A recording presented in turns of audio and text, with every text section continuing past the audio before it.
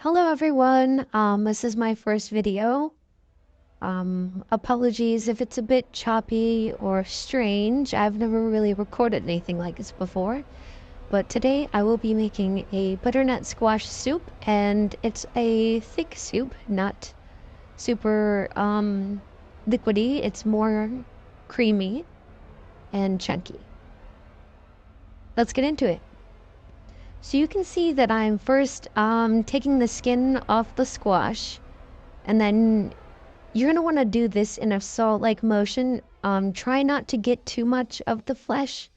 You can see me mess up a little bit on the first part, and I'm going to mess up on the second part as well. But you're going to want to, before you skin it, you're going to want to cut it down the middle, just above where the base opens up. There's going to be seeds in there, so you're going to want to do the top first. So you're going to skin that and cut it into cubes, and we're going to roast that. And then for the second part, you're going to want to skin that too.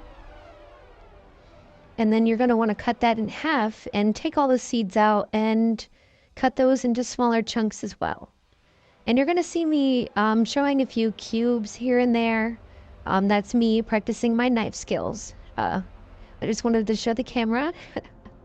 It's a little awkward, but that's all right. But anyways, try your best not to make super large chunks. The smaller chunks bake better and they get pretty caramelized with it.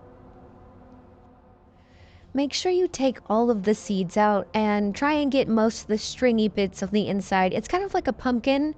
You can keep the seeds later if you want to roast them. They're perfectly edible.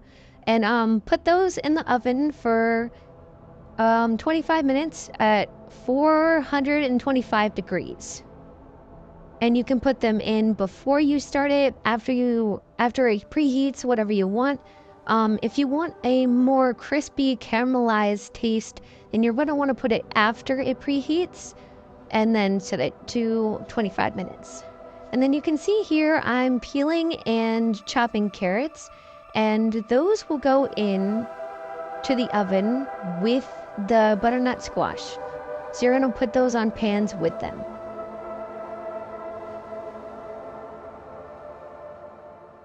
You can see here that I'm dicing onions. You're going to want to put these in the pot that you'll be using for the soup. You only need one pot for this recipe, nothing else.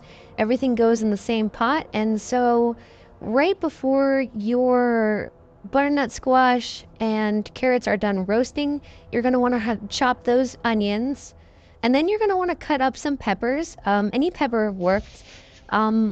Slightly mild peppers work. You can do spicier. That works really well with soup, just not too spicy. So these are some of the peppers from my garden. So they're kind of mild, kind of spicy. Some of them are bell peppers and some of them are banana peppers. And then I have this one pepper that I'm not sure where it came from, but it grew in my garden and they're perfectly edible. So I ate them and put them in my soup. And then here is me cutting up the other onion. These are white onions, not yellow onions. And they're not the sweet kind, they're the regular kind. So I'm going to put these in here with the peppers, and I'm going to sweat them, and then you're going to want to mince some garlic.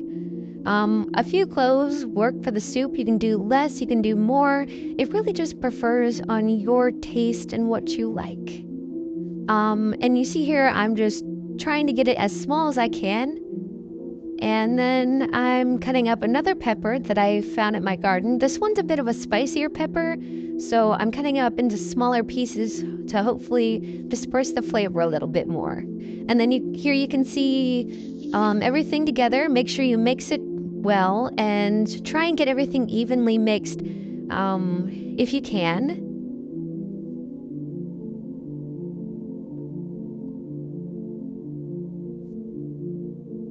And here's a view of everything roasting. And then here's me putting in about a tablespoon of butter, pepper, and salt. And you're gonna mix that together until it's the onions are translucent. So once the onions are translucent, you're gonna want to add the butternut squash and the carrots that you roasted into the pot. And then you're gonna add cinnamon, cardamom, 2 cloves, and a bit of, just like the tiniest bit of cayenne pepper. You can add more if you want, but a little goes a long way. And so you're gonna want to do that until the cinnamon is very fragrant, and then you're gonna add chicken stock. So I added 2 cartons of chicken stock. You can add more, you can add less, depends on what flavor you want, but I added 2.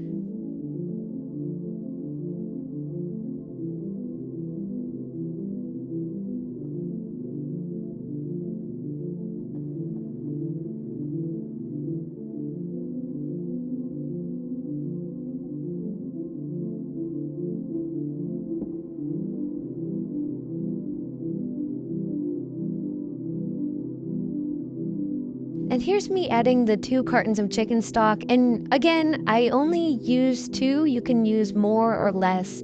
I recommend 2. It worked well for me. And you're going to want to let this come to a boil.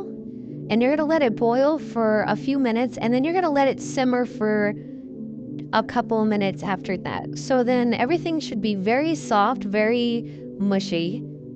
And here's the soup after it's been boiled. And then once it cools off a little bit, you're gonna want to put it into a blender and puree it. And then you can leave some chunks, as I did.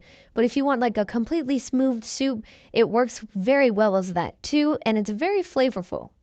And then here's me enjoying it by the fire with my dog.